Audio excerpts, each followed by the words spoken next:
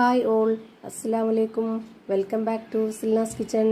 ഇന്നത്തെ റെസിപ്പി നല്ലൊരു variety tasty ആയിട്ടുള്ള ഒരു അടിപൊളി ഈവനിങ് സ്നാക്സിന്റെ റെസിപ്പിയാണ്. കുട്ടികളൊക്കെ വളരെ പെട്ടെന്ന് ഒരു പലഹാരം വേണമെന്ന് പറയുന്ന സമയത്ത് നമുക്ക് പെട്ടെന്ന് തയ്യാറാക്കി കൊടുക്കാൻ പറ്റുന്ന നല്ലൊരു ഈസി ആയിട്ടുള്ള ഒരു വെറൈറ്റി പലഹാരമാണ്. നല്ല സോഫ്റ്റ് ആയിട്ട് പഞ്ഞു പോലെ ഇരിക്കുന്ന ഒരു അടിപൊളി പലഹാരമാണ്. എത്ര കഴിച്ചാലും മതി വരില്ല, അത്രയും ടേസ്റ്റി ആയിട്ടുള്ള ഒരു പലഹാരമാണ്. അപ്പോൾ ഇതെങ്ങനെയാണ് തയ്യാറാക്കിയെന്ന് അറിയാനായിട്ട് വീഡിയോ സ്കിപ്പ് ചെയ്യാതെ മുഴുവനായിട്ടൊന്ന് കണ്ടു നോക്കണേ. റെസിപ്പിയിലോട്ട് കടക്കുന്നതിന് മുമ്പായി സിൽനാസ് കിച്ചൺ ചാനൽ ആദ്യമായിട്ട് കാണുന്നവരാണെങ്കിൽ പ്ലീസ് ഒന്ന് സബ്സ്ക്രൈബ് ചെയ്തേക്കണേ. ഒപ്പം തന്നെ ഈ വീഡിയോസ് നിങ്ങൾക്ക് ഇഷ്ടപ്പെടുകയാണെങ്കിൽ ഒരു ലൈക്ക് ചെയ്ത് ഷെയർ ചെയ്ത് സപ്പോർട്ട് ചെയ്യാനും മറക്കരുത്. ഇനി നമുക്ക് ഇതെങ്ങനെയാണ് തയ്യാറാക്കുന്നതെന്ന് നോക്കാം. ഇതിനായി ആദ്യം തന്നെ 2 കോഴിമുട്ട ഒരു പാത്രത്തിലേക്ക് പൊട്ടിച്ചൊഴിച്ചു കൊടുക്കുന്നുണ്ട്. ഞാനിവിടെ ഈ ഒരു 2 കോഴിമുട്ടയ്ക്ക് അനുസരിച്ചാണ് ബാക്കിയുള്ള എല്ലാ ഇൻഗ്രീഡിയൻസും എടുക്കുന്നത്. ഓരോരുത്തർക്കും എത്രയാണോ പലഹാരം വേണ്ടത് അതിനനുസരിച്ച് മുട്ട എടുക്കുമ്പോൾ ബാക്കിയുള്ള ഇൻഗ്രീഡിയൻസിന്റെ അളവും വ്യത്യാസം വരും. ഇനി ഇതിലേക്ക് മീഡിയം വലിപ്പത്തിലുള്ള ഒരു ഉരുളക്കിഴങ്ങ് എടുത്തിട്ടുണ്ട്. തൊലിയൊക്കെ കളഞ്ഞതിന് ശേഷം നല്ലപോലെ കഴുകി എടുത്തിട്ട് ഗ്രേറ്ററിന്റെ ചെറിയ ഹോളിലിട്ടിട്ടൊന്ന് ഗ്രേറ്റ് ചെയ്തിട്ട് എടുക്കുന്നുണ്ട്. 2 കോഴിമുട്ടയ്ക്ക് ഒരു കിഴങ്ങ്, ആ ഒരു രീതിയിലാണ് എടുത്തിട്ടുള്ളത്. പിന്നെ ഇതിലേക്ക് വേണ്ടത് ഒരു സബോള, 2 പച്ചമുളക്, അതും ഇതുപോലെ നന്നായിട്ട് ചെറുതായിട്ട് കട്ട് ചെയ്തിട്ടാണ് ഇതിലേക്ക് ഇട്ട് കൊടുത്തിട്ടുള്ളത്. വേറെ ഏതെങ്കിലും വെജിറ്റബിൾസ് കൂടി ഇതിലേക്ക് ആഡ് ചെയ്ത് കൊടുക്കണം താല്പര്യമുള്ളവർക്ക് അതുകൂടി ഇട്ട് കൊടുക്കാം.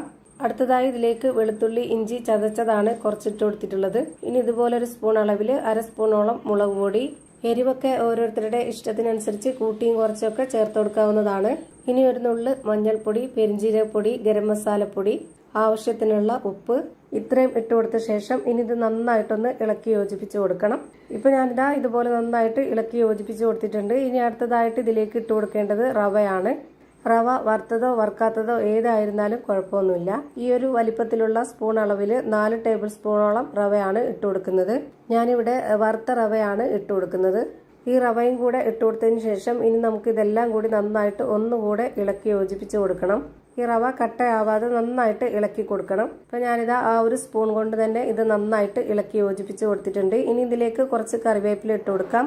അതിന്റെ കൂടെ തന്നെ ഒരു ഉണക്കമുളക് കട്ട് ചെയ്തതും കൂടെ ഇട്ട് കൊടുത്തിട്ടുണ്ട്. ഇത് ഓപ്ഷണലാണ്. കറിവേപ്പിലയും ഉണക്കമുളകും ഉണ്ടെങ്കിൽ കുറച്ചുകൂടി നല്ല മണവും ടേസ്റ്റ് ഒക്കെ ആയിരിക്കും. മല്ലിയിലയുടെ ഫ്ലേവർ ഇഷ്ടമുള്ളവർക്ക് അതുകൂടി ചേർത്ത് കൊടുത്ത് ഇളക്കി കൊടുക്കാം. ഇപ്പൊ നമ്മുടെ ഈ ഒരു മിക്സ് നന്നായിട്ട് റെഡിയായി കിട്ടിയിട്ടുണ്ട്. ഇനി ഞാനിവിടെ തയ്യാറാക്കി എടുക്കുന്നത് ഇതുപോലെ ഒരു ഇരുമ്പിന്റെ ചട്ടിയിലാണ്. നോൺ സ്റ്റിക്കിന്റെ പാനിൽ എണ്ണ ഇല്ലാതെ ചെയ്തെടുക്കാം. ഞാനിവിടെ ഇരുമ്പിന്റെ ചട്ടിയിൽ കുറച്ച് എണ്ണ ഒന്ന് തടവിയതിന് ശേഷം അതിലേക്കാണ് ഇത് മുഴുവനായിട്ടും ഒഴിച്ചു കൊടുത്തിട്ടുള്ളത്. ഈ ഒരു ഇതുപോലെ ഇരുമ്പിന്റെ ചട്ടിയിലാവുമ്പോൾ കുറച്ച് കുഴിയായിട്ട് ആ ഒരു ഷേപ്പിൽ കിട്ടാനാണ് ഞാൻ ഇതുപോലെ ചെയ്തെടുത്തിട്ടുള്ളത്. ഇതുപോലെ ഒരു സ്പാച്ച് വെച്ചിട്ട് നന്നായിട്ട് കറക്റ്റ് ലെവലാക്കി കൊടുത്തിട്ടുണ്ട്. ഇനി ഇതൊന്ന് അടച്ചു വെച്ച് വേണം വേവിച്ചെടുക്കാനായിട്ട്. അപ്പൊ ഇതിന്റെ ഹോളുള്ള ഭാഗത്ത് എയർ ടൈറ്റ് ചെയ്തിരിക്കാനായിട്ട് ഇതുപോലെ പേപ്പർ തിരികെ വെച്ച് കൊടുക്കുന്നുണ്ട്. ഈ ഒരു അടപ്പിന്റെ ഹോളില് ഈ ഒരു ചട്ടിയിൽ ഈ ഒരു മിക്സ് ഒഴിച്ചു കൊടുത്തത് മുതൽ ഇത് വെന്ത് കിട്ടുന്നത് വരേക്കും ലോ ഫ്ലെയിമിൽ തന്നെ വേവിച്ചെടുക്കുക. കനം കുറഞ്ഞ നല്ല സോഫ്റ്റ് ആയിട്ടുള്ള ഒരു മിക്സ് ആയതുകൊണ്ട് തന്നെ വളരെ പെട്ടെന്ന് വെന്ത് കിട്ടും.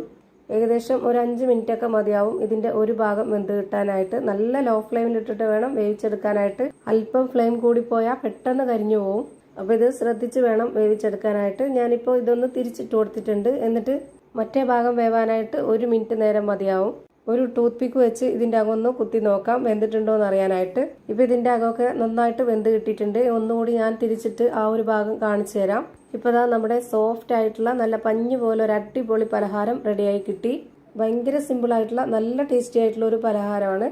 ഇനി നമുക്ക് ഇഷ്ടമുള്ള രീതിയിൽ ഇഷ്ടമുള്ള വലിപ്പത്തിൽ ഇത് കട്ട് ചെയ്തെടുക്കാവുന്നതാണ്.